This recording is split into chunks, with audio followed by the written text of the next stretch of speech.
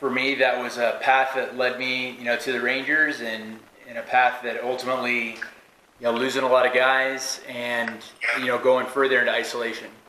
And so by the time that I had retired, I was completely alone. And when I realized that I had to start this Phoenix Project concept, I had sat down in an empty VA hospital room in Grand Island, Nebraska, with a whiteboard, and I wrote down mental, emotional, physical, and spiritual. And I was just writing stuff left and right for about 2 hours. And by the time I was done, I was really proud of myself, but I was holding my hand up over one of the pillars, and it was, of course, the emotional. And so that was what I realized, okay, you know what, I need to figure this out. And through that journey, where I would have told you, like, the emotional would have been the least plane that I would have wanted to work on, it's ended up becoming the most fun because it's resulted in opportunities like meeting Lucas Foster, Jason Woolley, and several other athletes at US Ski and Snowboard, in addition to getting the opportunity to do a TED Talk and all the things that come along with that in terms of relationships and other opportunities down the road. And you know what the most amazing thing about doing that event was? The amount of people that I've been able to hook up now for them to do TED Talks. Many of them that were much more deserving than I ever was. I just got lucky, but through that I've been able to connect them and connect those dots. And so the emotional plane of existence within those four, I think, kind of gets a little bit of a bad rap, especially with men, because especially the community I come from, you're not allowed to have emotions, you're not allowed to have feelings. And I've realized now that it's truly a 25-25-25 split. Pretty sure that equals 100. At least I hope so. It's a split between the four, and if I let one of them go, the other three are going to suffer. And I'm very easily the type of guy that can say, I don't need anybody. Be fine on my own. I'll write my book, and I'll be fine. But when I go into that mentality is when the book doesn't get written, people don't get helped, speeches don't get written, all that stuff. So what's interesting about Lucas and I is... and Lucas, this is nothing against you whatsoever, but you and I said, a year ago, say, hey, you think you'd mesh with this 18-year-old kid that would come up and, pick your brain at the rookie camp? I would have said, no, absolutely not. But, now I can honestly say that in terms of, the lifestyle that I advocate through the hard lessons learned, through my service to our country, you definitely lead the way. As you said yesterday, as I was going out of the house, in that area, of one of those athletes in US Ski and Snowboard. And so what I thought might be kind of, interesting is just to get your perspective, maybe on the four pillars, and if you want to talk about the other thing you kind of brought up a little bit today of expanding on that, I'd love to hear it. And then more than anything, though, kind of get your take on the emotional, because snowboarding is not a team sport, right? You guys don't get team medals at the Olympics, do you? So what possible incentive would you have to helping Shaun White become a better snowboarder? Shaun's already a great snowboarder, but yeah, as you said, it's not a team sport, and snowboarding is very individual, and that's what I think makes it awesome, and that's why I love it so much, is because I'm the master of my board. I don't have a goalie that's determining my result or anything, or defending me against anything. It's I'm accountable. I got to hold myself accountable for my own riding. So I can help other snowboarders simply by just being myself and having my own style, and hopefully it can inspire another person to go out and ride, or go out and try a different trick, or go ride a different area of the mountain, or get out of the half pipe and go ride some powder, or go ride some rails. That's kind of where the friendship kind of all comes together with snowboarding, is everyone has their own style, and sometimes people don't like the other person's style, which is all good, and other times people love another person's style, and that can totally inspire you to, go out and try a trick that you saw them do. You don't want to copy other people's, persona piece by piece, but that's how you can help another person become a better snowboarder. So maybe Shaun White can look at Danny Davis or Scotty James and see the more creative tricks that they're doing, like back threes and switch methods, and you can think, oh, maybe I should go try a switchback 7 height instead of the double cord 1440. Obviously, he's going to do whatever he wants and stuff. That's the magic of snowboarding is you can do anything you want. But Even at 38 years old, go down your first run on a hill.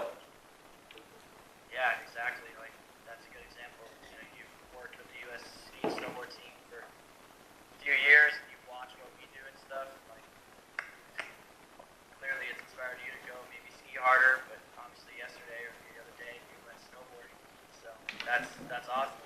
So that's the goal for snowboarding. Is of course when you're on the U.S. team, you want to win and go to the Olympics, but at the end of the day, you want to help get other people into snowboarding and share the love and passion with other people.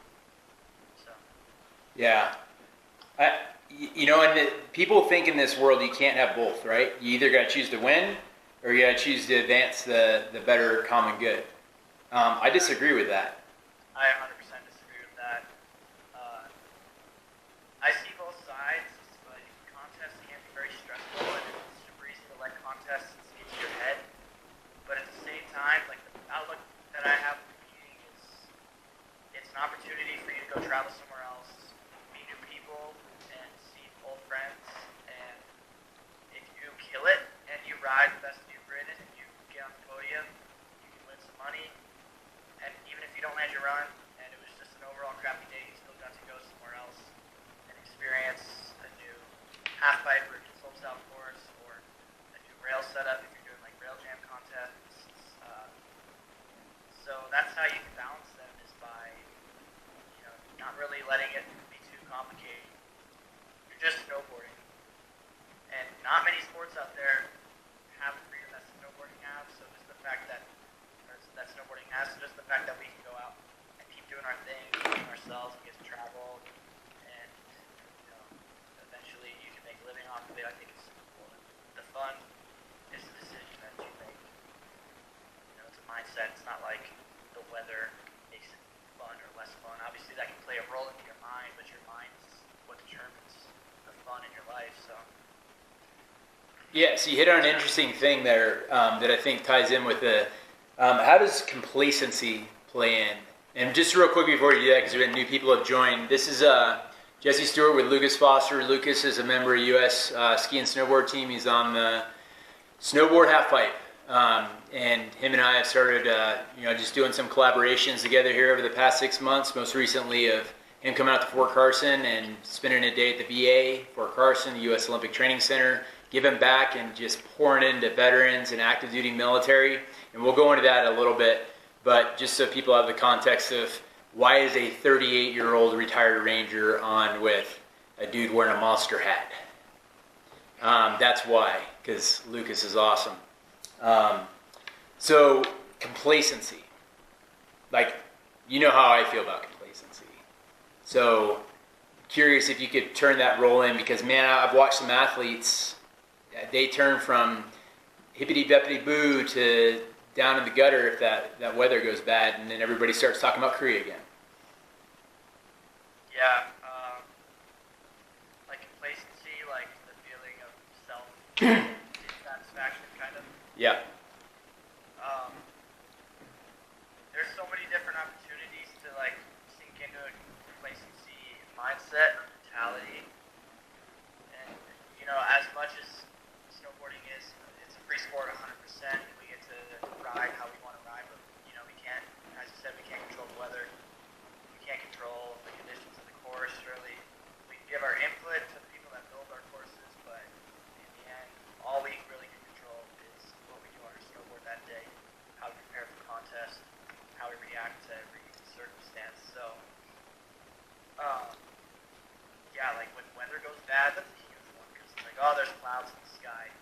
This is going to be a crappy day.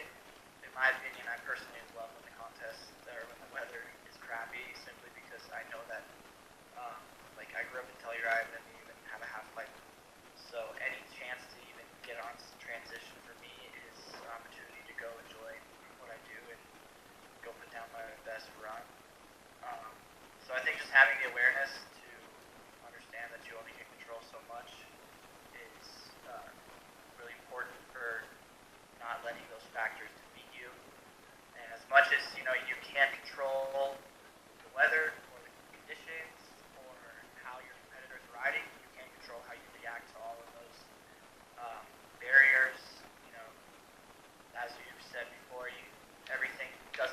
happen for a reason, but every reason has, what'd you say about it? Everything has a reason to give action. Yeah, exactly. So like, the weather sucks or something, or the conditions are just crappy. You know, the best riders don't let that get to their head. They just realize that all they got to do is just go snowboard. Maybe they won't ride their best that day, but they're at least snowboarding, and yeah, that's about it. So as far as just one last thing on the complacency aspect, like because we're talking on the emotional plane, like what does it mean to you in terms of when an athlete or a fellow team member is just a punk, or they're complaining about everything, bad attitude, all that stuff? Like, how does that role in complacency play with you individually? How do you deal with it? And then what do you try to do to counter it? Or do you just like isolate off and do your own thing and crush it? Yeah, to be honest, like, I've kind of trained myself to just not give a shit. You give a lot, man. You give a lot. I understand what you're saying, but you do give a lot. Yeah, for sure. Like, I care deeply about all my friends, and I love all my competitors to death. We're snowboarders, we're not soccer players. But of course, like, there's always times where my teammates or my friends are, in a pissy attitude, and they're pissed at the half pipe, or they're just bad. There's people that are giving off bad energy that you just don't want to be around, like making fun of every single thing, or giving you crap for messing up your trick. And that happens a lot in snowboarding, to be honest. Like, there's a good amount of punks in snowboarding that will lab you out at a contest or when you're training.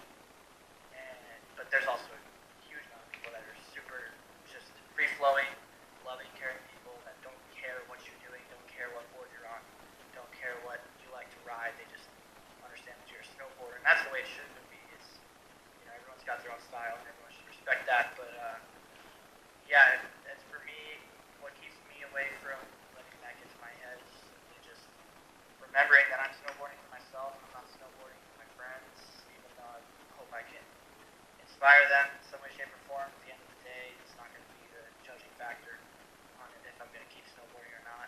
And when my friends aren't bad attitudes or aren't in a bad mindset, I do my best and give them my 2 cents where it's necessary and where it's appropriate. But there's also times where you just got to back off and let them do their thing, let them gain the awareness themselves. But of course, if you see a friend angry about the weather, you just give them your 2 cents, because that's something that's not a big deal. If your friend gets mad at you for saying, "Hey, yeah, the weather sucks, but it's gonna be okay," then it's kind of salty for him. But we're all teammates out there in the end. We're all snowboarders, so we're gonna help each other out we can. You hit on a hidden meaning point there that I've seen you do in action, so I know you do it, but something I've been giving a lot of attention to over the last year is meeting people where they are rather than expecting them to meet me where I am. Because you know what I found? If I expect people to meet me where I am, I'm going to be waiting a long damn time. You can't teach a pig if you fly. So, yeah, I mean, that's a big factor of building relationships with friends or with mentors. Is, you gotta hit their wavelength if you want to vibe with them, build off of their energy, and create something with them. And sometimes you're the one at the bottom that isn't on their wavelength. You got to work your way up, and then sometimes it's the other way around. A younger kid or not that age has anything to do with it, but it's kind of like how you make the U.S. team. Like the kids that are killing it, that aren't on the U.S. team, that are getting good results and are contenders with the dudes on the U.S. team. Those are the ones that will make the rookie team. Once the rookie team starts, contending with the pro team at the contest, they'll get bumped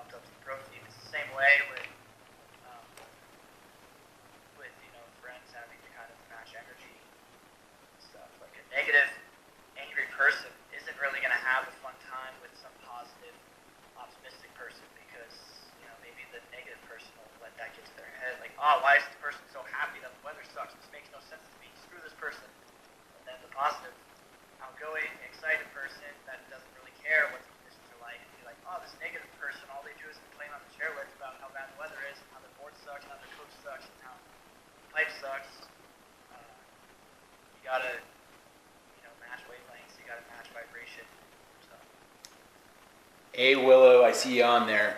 Someone important just came in.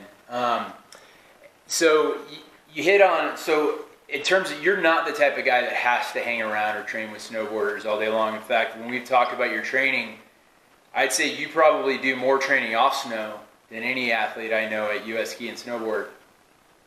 How does that play out? And then how does that play out with relationships?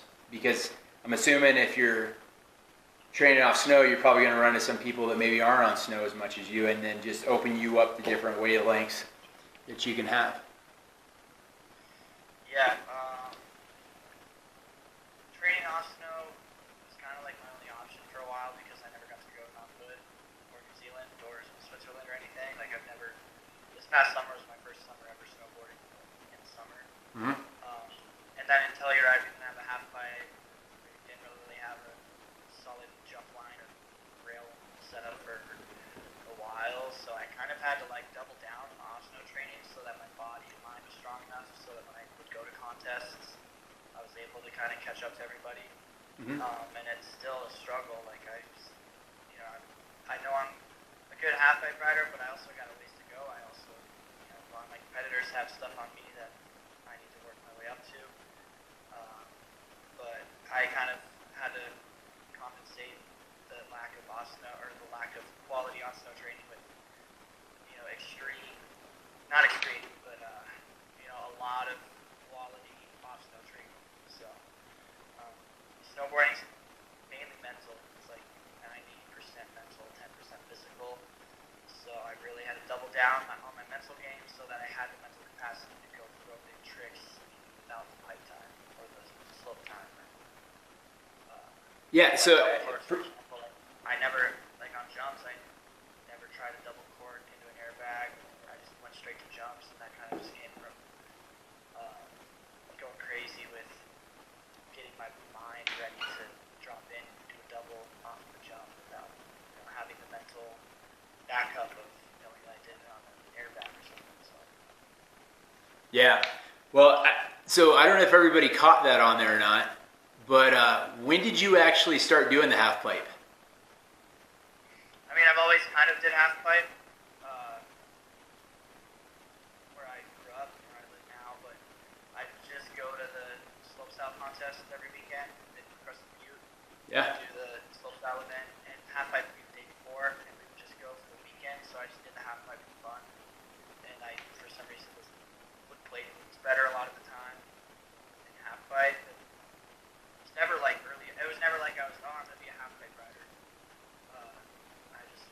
I'm just a snowboarder, and I just get better results in the half pipe, I guess. I love riding slopestyle. I still ride slopestyle.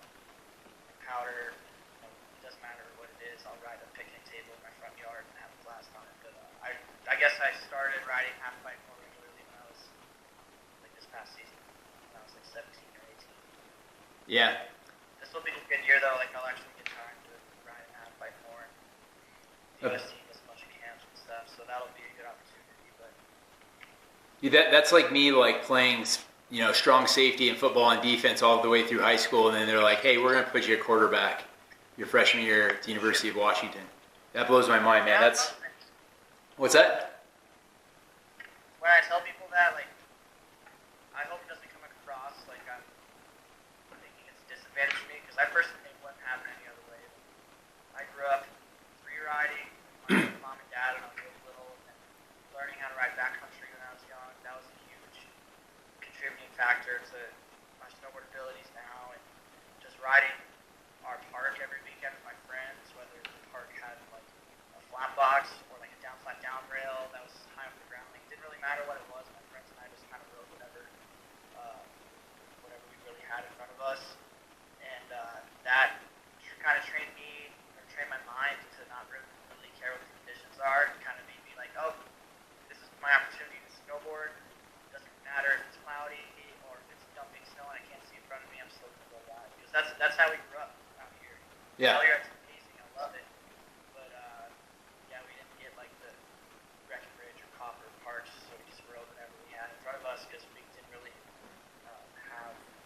I didn't have a ton of money to go up to Copper all the time, so Yeah. just did what I could here. Speaking of that, my friend London is on here. He just joined, and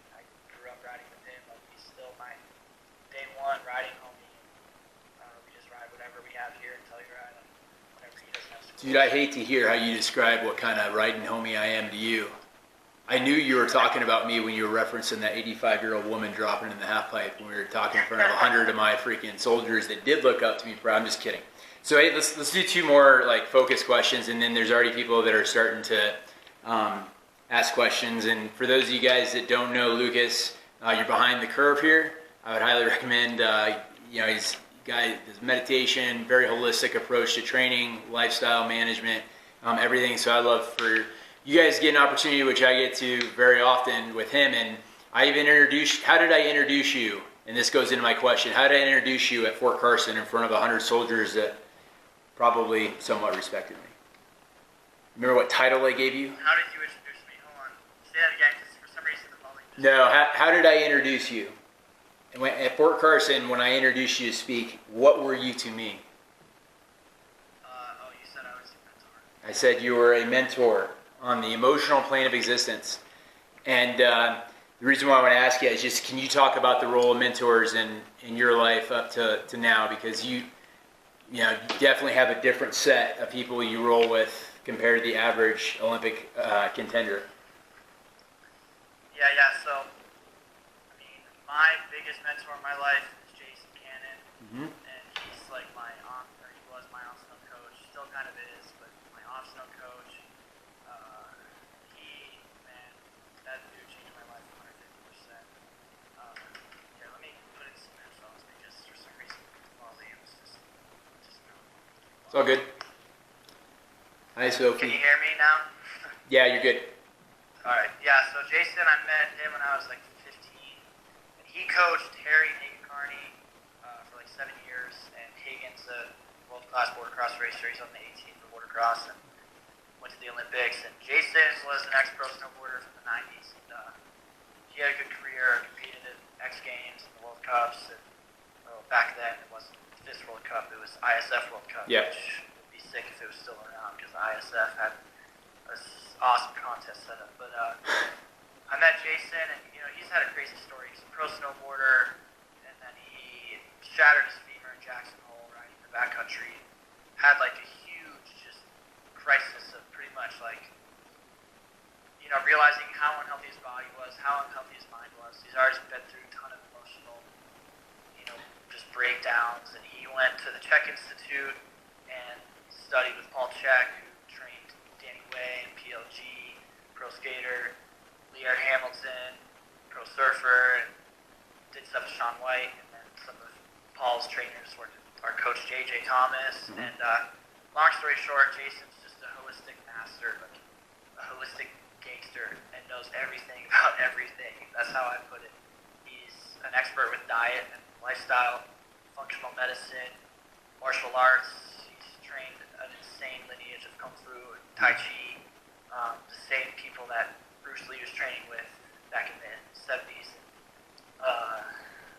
Tons of other stuff, massage therapy, every single thing you can possibly think of. So he's been my biggest mentor, and through him I've met so many amazing people. Like, I wouldn't know any of the coaches on the U.S. team if it wasn't for Jason. I wouldn't have met Bud Keene, who's a sick coach that has his BK Pro Camps now, and he coached Sean a while back, and Bud's a good friend. I did some stuff with him when I was younger. But yeah, Jason's just taught me kind of how to be a leader myself, and now it's kind of helping me be a leader for other people and doing my best to inspire people just like how Jason inspired me. And then, now you're one of my mentors. I'm opening my eyes to like so many different things with public speaking and writing a book and tons of other stuff. But mentors are huge. Like, there's never going to be a champion on this planet that didn't have a mentor. Snowboarding, it pretty much always takes someone in the industry to kind of bring you in and mentor you. Like every pro had someone that kind of brought them in. It's like, hey, you're killing it. Come hang with us. And that's the same for any other industry. Just like with public speaking, like you're doing your thing, and Josh brought you in to do a TED Talk, and now it's you doing the same for me and some other athletes. So yeah. So the last question, just in terms of the emotional plane. So most of the people that are on here that know me would know that I would never just go out and go snowboard. At least without like spending a month training by myself. So I was wondering if you could talk about yesterday from your perspective, because I know what happened for me, man. I had a blast, and I'm not gonna lie, I'm looking forward to getting that same board that you ride on. Yeah, 100%. Yeah, I mean, we went snowboarding on Tuesday. Jesse's first actual time. He said when he was 12, but didn't That was sound like butt that was butt boarding. Yeah, it didn't really sound like he was all in on that, but it was super cool to watch him just kind of pick it up. And he said he used the word hyper focused. He really was hyper focused. He went out with Jason, my coach, and my friend Cherokee, who races motocross, and obviously went out with me. Took a lap with my dad too, and it was cool to see Jesse really focus in and just listen to what Jason had to say. And I think it worked. We got him doing turns by the end of the day. We did like 3 runs with him, not holding on to hands or anything, and just cruising on down. It's super cool to see someone go in there, with no pride in front of them, just wanting to learn, just wanting to get it down. Like, that's what the world needs, is people that are eager to learn and, are okay with accepting that they may not be that good at something, that they can get better. And I saw that 100% with Jesse, just seeing him. Like, all right, I don't know how to snowboard. Show me how it's done. And eager to learn. And I think, that'd be a crazy world if every single kid was going up to elders like, teach me how it's done. Did you just call me Did you just call yourself my elder? I'm totally kidding. I'm totally kidding. No. You know what I mean? No, I did, and you said you kept giving props to Jason, man. You and Cherokee were right there by there, and more importantly, though, you never came back with an assessment on the video. All the lessons learned that I took notes on you from when we sat down with Final Cut Pro. And I put together that video of us snowboarding. Say that one more time. Oh, I said the video. You spent all that time training me how to do Final Cut Pro that documented our day. Yeah, well, I taught you how to use Final Cut Pro, and that was pretty cool. But, I mean, yeah, we went back and watched some video, right? And, yeah, there was so much funny stuff to make fun of myself for that I had to leave my pride. I mean, for me to think about, like, when Cherokee asked me, what has been the, toughest part of this day? I'm like, holding the man's hand all the way down the mountain. Not once, but twice.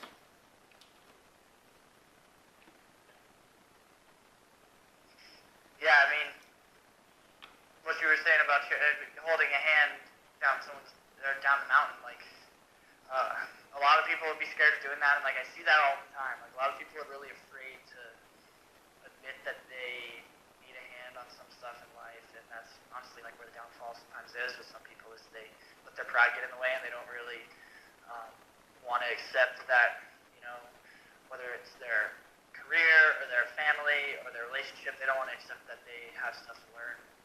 And, there's a lot of times where it can be uncomfortable for someone to admit that, or for someone to just like a fat person going to the gym. It's might be hard for them to go to the gym because they don't want to be seen not going hard like some big guy would be, but it's necessary in order to make progress.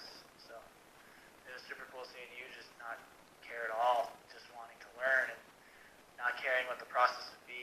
That's what's up. So well, I mean, that's what I was doing, man. I was racing within the process yesterday, and just embracing the process. Because I told you, we've had a couple conversations before in the past where I've talked about I was addicted to the end game, the destination, the finish line, and I was missing the whole process, man. That's where all the glory actually happens, is there. And I don't know if you caught it, but when I was going back and looking through the video, I said something to Jason. I said, man, this is better than any trauma therapy I could ever have.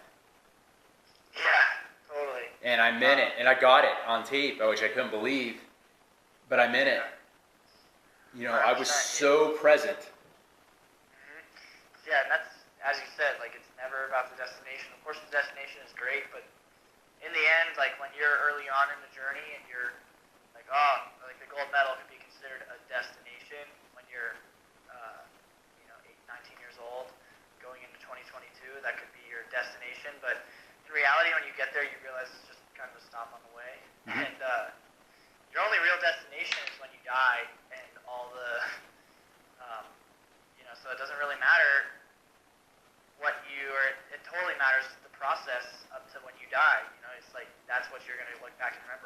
to sit there on your deathbed and be like, yeah. You're going to be like, yeah, I lived an amazing life. I have no regrets. I did everything I ever wanted to do, and I shared it with awesome people. And all that stuff is in the process. It's the same thing with snowboarding, same thing with running a business. It's the, failures and the comebacks and the people you meet along the way. Like, my best memories that I've ever made in my life were just at the most random times ever that I wouldn't even expect would be fun when I was 8 years old. Like the most random little trips with a company, like one of my sponsors, to Arizona was, I could consider that one of my favorite moments of my life because, it's the journey that is fun. It's never the destination, because the destination you're just going to sit there for like a week or two and then you'll kind of get sick of it. Well, then Michaela will win another World Cup and no one will remember anyway.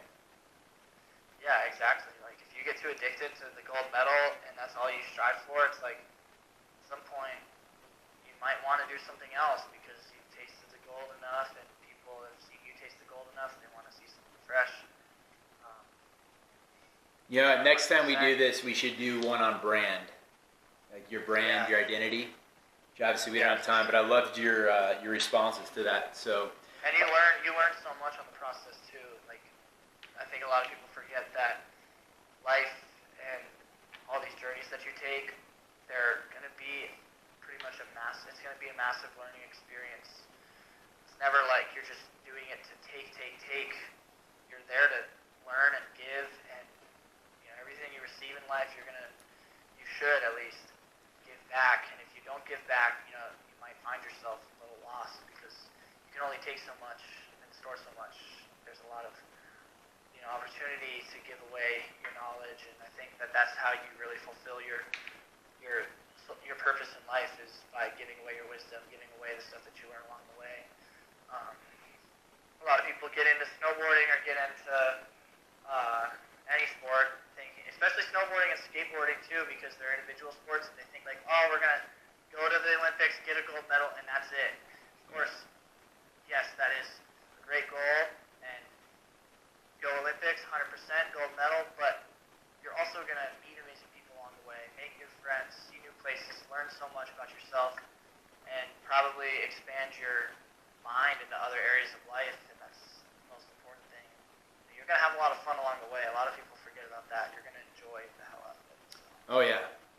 Dude, that's the advantage of being present, man, is you can enjoy the absolute hilariousness that you're holding in a 19-year-old kid's hand that you weigh twice as much of down this mountain. So, all right. Well, do you mind if we open it up for questions, Lucas? Yeah, for sure. Is that all right? We'll go for about 10 minutes. Then we'll see how it goes. I know Mark Zuckerberg's not a fan of Jesse Stewart, so he seems to kick me off like right around the 45-minute mark every time. Oh, geez. Actually, that happens?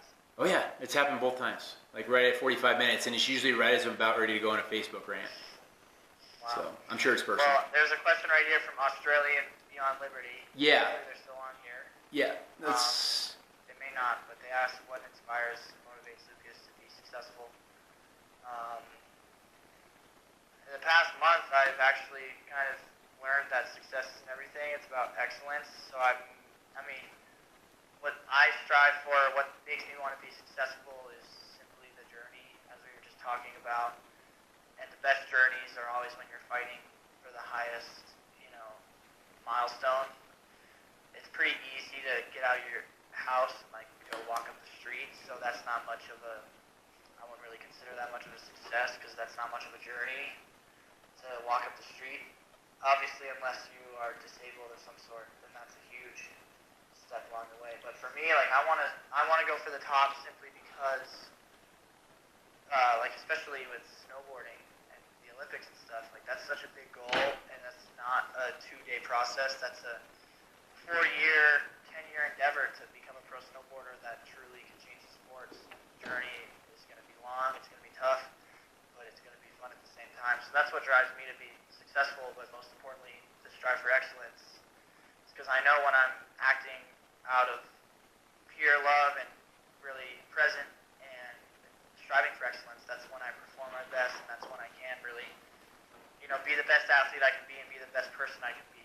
You don't want to have like a full summer being off and not striving for excellence, and then go to Switzerland for 2 weeks and then go to the Copper Grand Prix and win, and that be it. You want to be excellent the whole time from start to finish, because then you can do so much more when you're truly present and striving for excellence. So that's motivation, is the process, and never the end result. Yeah, man. That I'm living is super fun, and I love it. So. That whole thing you just went off on, excellence and success, sounds like it'd be a pretty good keynote speech. Yeah, I agree. But no, man, I can't tell you how inspiring that is for someone like me to see that come out of someone like you, because that's what that's where we say this is what separates the men from the boys. And, our community is, the people that are concerned with doing the little things right every day. And 100%. Yeah, the little things and the big things, and the stuff that the champions do that the rookies aren't is what separates the champions from the rookies. Yeah. So that's kind of, that's how Jason, my coach, kind of, brought me up to where I'm at now, is reminding me that the little things are the biggest things, and whatever you aren't doing that maybe Shaun White or Danny Davis or Scotty James are doing, that's what's keeping you from getting to their level. Just like a skateboarder or a snowboarder here in Telluride that's just riding on the weekends, and that isn't necessarily putting in much work off snow, and as I said, just weekend warriors riding on the weekends, they're not going to be as successful as a dude living in Park City that's training in the COE 3 days a week, along with eating properly and educating themselves on diet and lifestyle, and being mindful and really on their spiritual journey. They're not going to be as successful as that guy, because they're simply not doing all those things. They're not filling in the blanks. They're not connecting the dots. So. Yeah, so I've got for some reason there's some coming in over DM here. There's one here I think's good. Here, how about this one? What does victory mean to you? Or winning? That means a lot more than me, in my opinion. Whenever I win or have a big accomplishment that I fulfilled, I like to think that it's about all the people that I've met along the journey and all the people that helped me get there. Victory is simply a stop along the way to reward you for your hard work. And it's definitely not the end of the process. I think that making the UFC this year was awesome, and it's a victory, but it's also the start of a new journey for me. Just like turning 18 a year ago was the start of a new journey for me. It's not like you graduate high school, you turn 18, and that's it. You turn 18, and that's a whole totally new journey that you're going to pursue.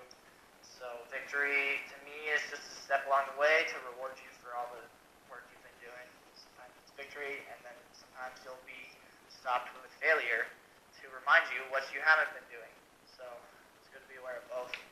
But yeah, victory, I'd say I'm super excited, but I also feel how excited my friends get, and my family, and my mother, for example. She always gets so excited, which means the world to me, and I hope she knows that whenever I have some success, that for me, I hope she knows that, I think that it's her win too. It's my friends, it's you, it's my mentors, my coaches, it's a win for everybody. That's how I look at it. No, I definitely got that vibe, man, when I was up there with you. It was kind of neat to see almost like a little Team AM 300 spirit festering around, Team Foster there. And I'm like, man, where do I sign up to volunteer? I'll enlist for this 2-year deployment. And a victory too, one more thing, not to interrupt you. Yeah. Victory is, the best part about victory is most of the time, you get put in the position to inspire someone. When you're on the top of the podium and a little kid sees it, they're going to get inspired, and that's the biggest reward out of the victory is you might inspire the next person to be on that podium, to work a little harder, or to pursue that new journey on their training or whatever. That's the best part about it is, that's truly what it means to be, when a victory is much bigger than you. It's your team, it's your friends, it's your family, it's for snowboarding, but it's also for the next generation to get inspired and get some extra push or extra motivation to go out there and get it. Oh, that's right on, man. It's some good wisdom coming through there. So I don't know if you saw Bruce came on, my mentor that swung by and said hi to you in Cherokee on your way out of town. Yeah. Yeah, so he popped on and said hi, Lucas. So, Hey, Bruce. so in terms of, let's see. Okay, let's go ahead and wrap it up because I'm just worried I don't want to like be knee deep in the middle of the esoteric question and then Facebook comes after us. But there's been a lot of military guys and girls that were on here that I've been watching that I recognize. And, you had the opportunity to do an incredible visit last week with me coming and being a part of my room. And that was why it was so important for me to come to Telluride and not bring my skis. Because you joined my Roman Legion for a day and a half. What did that mean to you? What does it mean to you now that, you've got guys taking a picture with a picture of you and a monster in the BA today? Did you get that picture I sent you, by the way? Yeah, I did. Yeah, it's super cool.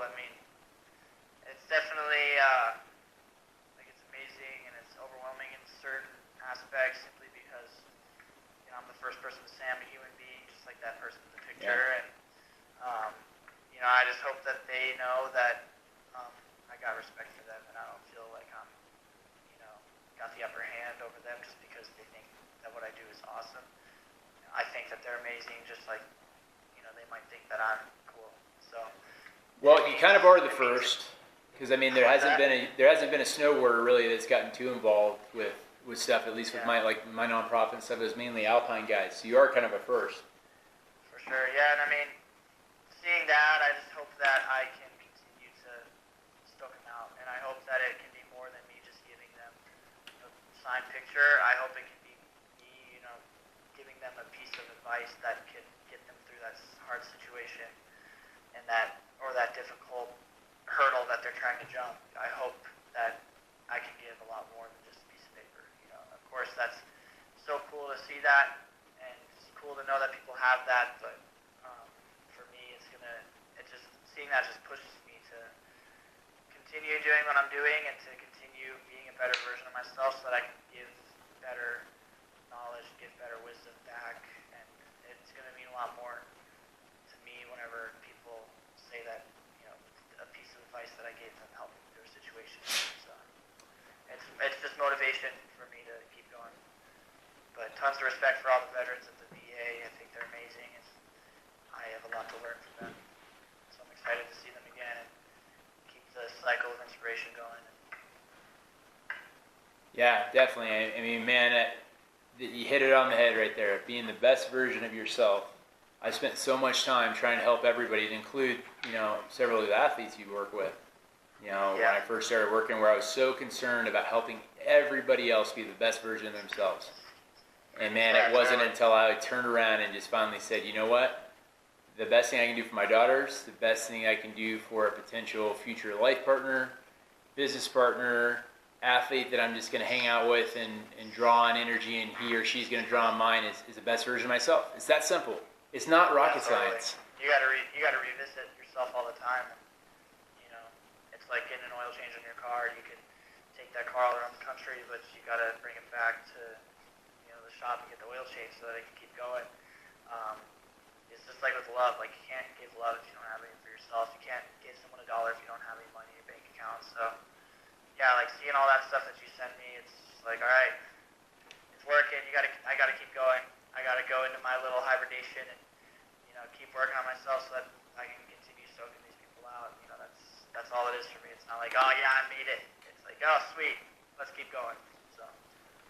Well, I'll put in a plug real quick for the race next week that I'll be at. Lucas is skiing in the World Cups up in Copper. It'll be on Thursday, which I believe is the 6th, and then Saturday, which is the 8th, which will be the final run. So if you want to go support him locally, it's one of the few races that's actually here.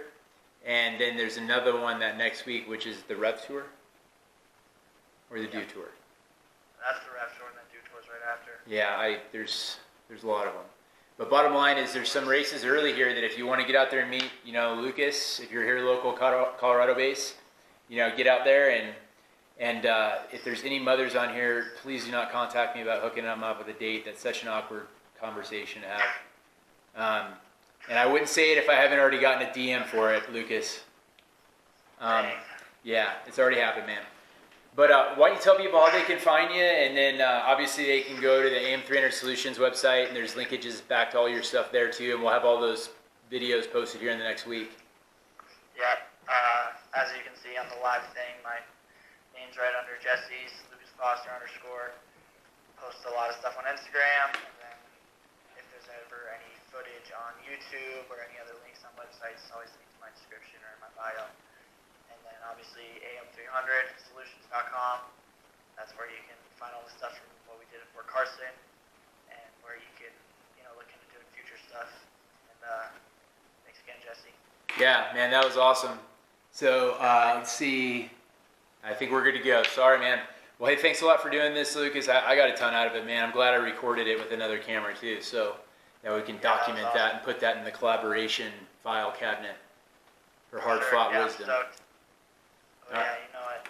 All right, man. Cool. Well, thanks for everyone that joined. I know a lot of people have been in and out, so. Yeah, no, it's awesome. It was good, good population. All right, brother. I'll see you later.